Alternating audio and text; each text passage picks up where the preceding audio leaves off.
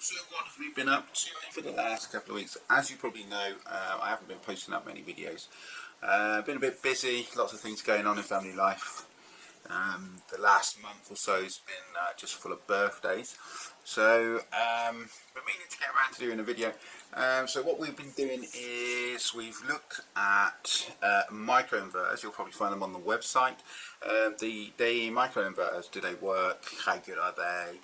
What's the problems with them? What type of solar panels you need to match with them? Because they have 80 volts. Hang on, I'm just trying to think if it's the right system hardware. It's been a while.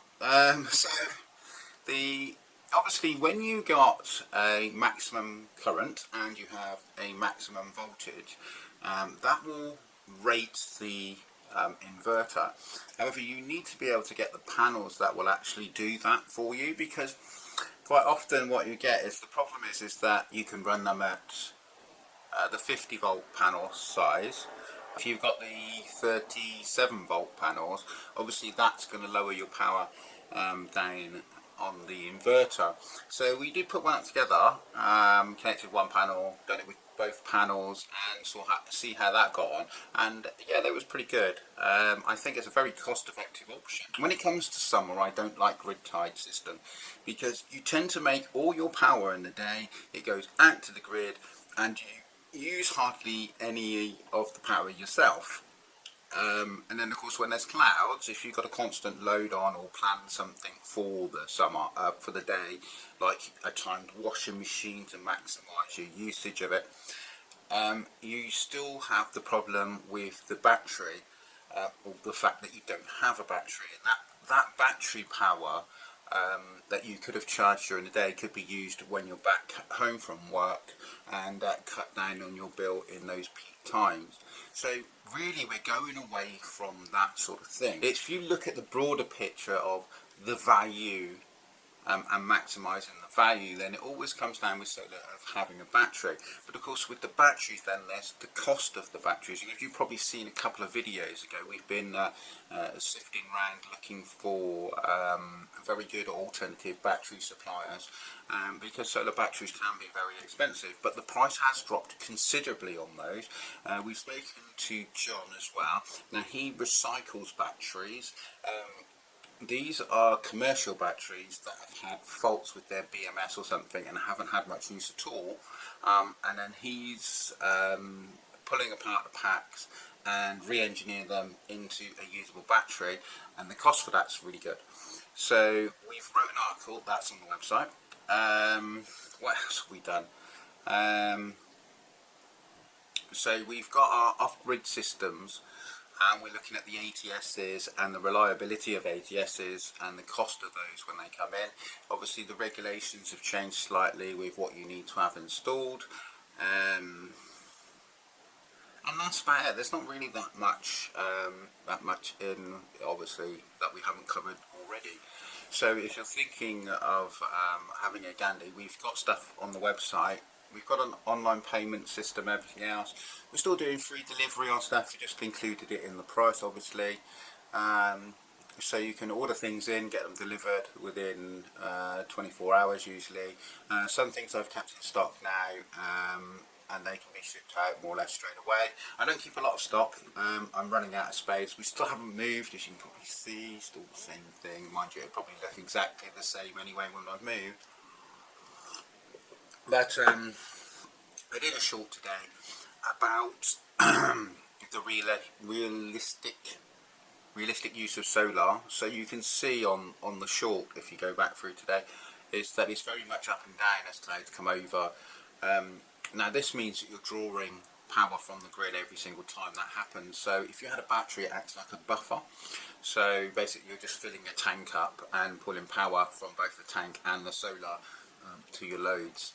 I'll probably have to do little other videos of the batteries, our testing, the sort of prices we're looking at, because now you're looking at £26 to £36 for about 100 and something, 150 amp hour batteries. The 200 amp hours, I think it was used to be around about 137. Now they're down to about 80. So when you're building your when you're buying batteries, the alternative now is, do you build your own or do you buy? Now for some people it may seem really complicated to make the batteries, but it's actually not that complicated. I'd like to do some videos on building batteries, just to show you how simple it is, but there's tons of these all online about how to DIY your battery. As you know, we did the 18650 battery, and that's fine, that's a decent battery, but it was such a ball ache to do, and so dangerous and toxic, and of course I got ill from that, making that battery, which is what a lot of people don't actually say, because obviously the nickel and stuff is actually toxic, and you get a lot of toxic dust off there as you're processing used cells. Although new cells probably wouldn't be so bad, obviously, but then you're still using lithium ion, and you know, people are a bit edgy on that because of the fire risk. So what else happened? Oh yeah, I ripped my rotator cuff, so the muscles and tendons that hold my arm on, I've ripped those. I'm still in pain and I still can't feel my arm, and it's been what, 2.5 months or so now. What else is there?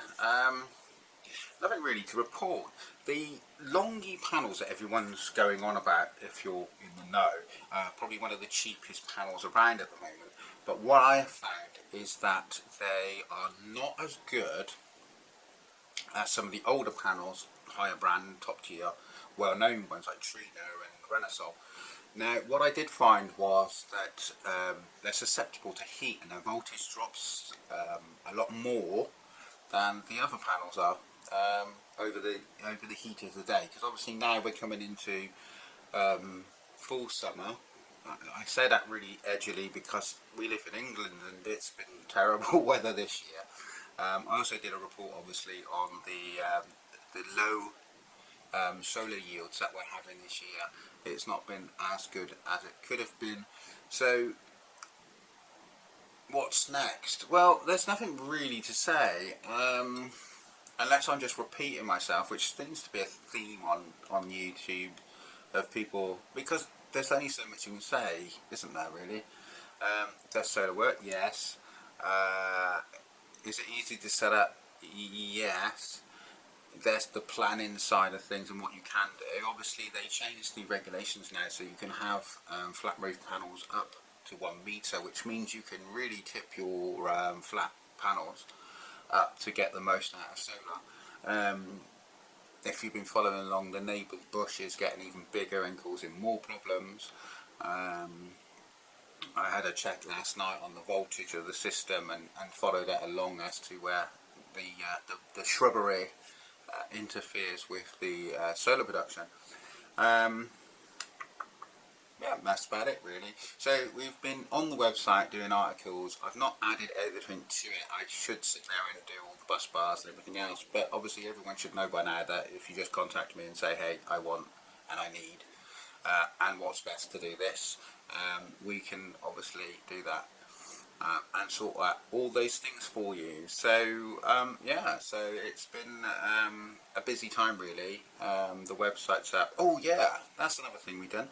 Cryptocurrency. Whether cryptocurrency could earn more than SEG, and it was going from level pegging with SEG payments to 7.5 times the amount you'd get from your SEG payment. So crypto could be an option for some people, with all the excess power that they just want to burn some off and earn some money. The going joke is that they're heaters, so yeah, they do produce quite a bit of heat, but they do produce quite a lot of noise as well. So if you wanted to have a sort of like autumn or spring home heater, then definitely these are the things to look into.